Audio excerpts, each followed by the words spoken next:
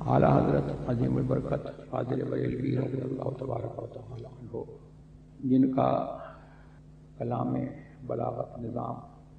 آپ لوگ سن رہے تھے، وہ بڑا ایمان افروز کلام ہے، اور ان کا کلام بھی ایمان افروز ہے، شعر بھی ان کا ایمان افروز ہے، نظم بھی ان کی ایمان افروز ہے، اور ان کی نثر بھی ایمان افروز ہے، اور وہ خود ایمان کی اور ایمان والوں کی پہچان ہے۔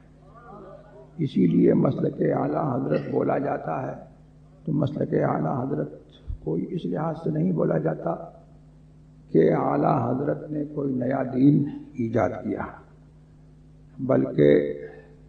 مسلک اہل سنت کا دوسرا نام مسلک اعلیٰ حضرت ہے۔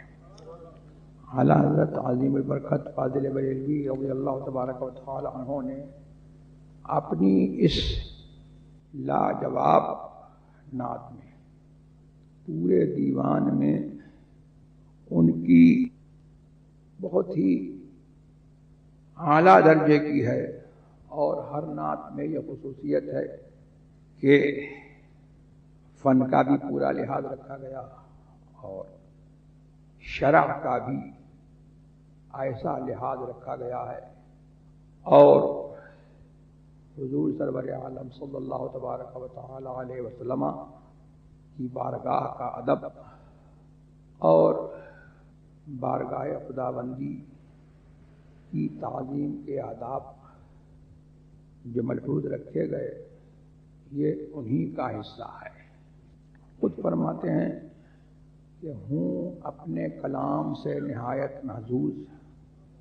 بیجا سے ہے المنت للہ محفوظ۔ قرآن سے میں نے نعت گوئی سیکھی، یعنی رہے آداب شریعت ملحوظ۔ تو اعلیٰ حضرت عظیم البرکت فاضل بریلوی رضی اللہ تبارک و تعالی عنہ نے شاعری محض شاعری کے لیے نہیں کی، بلکہ قرآن و حدیث کی ترجمانی اور دین کی تبلیغ کے لیے کی۔ تو ان کی جس طرح سے ان کی تحریریں، ان کے فتاوی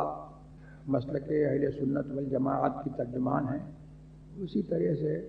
ان کے اشعار بھی مسلک اہل سنت والجماعت کے ترجمان ہیں۔ ایک سنی کو کیا عقیدہ رکھنا چاہیے اور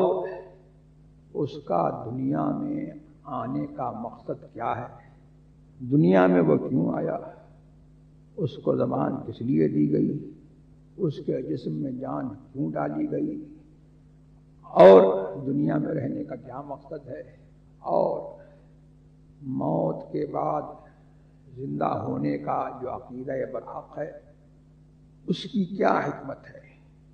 تو اعلیٰ حضرت یہ فرماتے ہیں کہ دہن میں زباں تمہارے لیے، دہن میں زباں تمہارے لیے،